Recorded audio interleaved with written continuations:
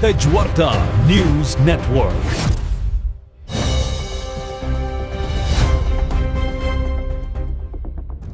खरी तर नागपंचमी आहे। नागपंचमीच्या दिवशी शेताच्या बाजूला खरं तर हा साप निघाला आणि त्यासाठी कळायला असं आम्ही त्याच्यासाठी दूध घेऊन आलेलो आहेत की बाबा हे दूध पे।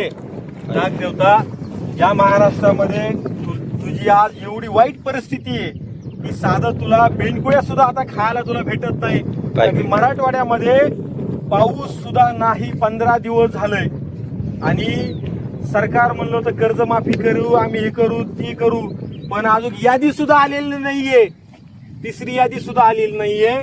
आमची सरकारला विनंती आहे तुझ्या मार्फत कमीत कमी ह्या बीड जिल्ह्यामध्ये किंवा ह्या मराठवाड्यामध्ये पाऊस नसल्यामुळं सरकारने 50,000 रुपये हेक्टरी प्रमाणे खरं तर शेतकऱ्याला आता अनुदान पीक विमा दिला पाहिजे, पण हे सरकार तसं काही करत नाहीये। खरं तर तुझी नागपंचमी आहे, तू कमीत कमी हे दूध पिऊन तरी विधानसभेकडे जा आणि विधानसभेच्या आमदारांना मुख्यमंत्र्याला सांग की बाबा हे शेतकरी मराठवाड्यातले एवढे अडचणी देत की साध्याला ह्या तलावामध्ये आज खरं तर किती 17 ऑगस्ट आहे आणि या तलावामध्ये आज पाणी सुद्धा नाहीये शेतकऱ्याला प्यायला, तर शेतीला सुद्धा पाणी नाहीये।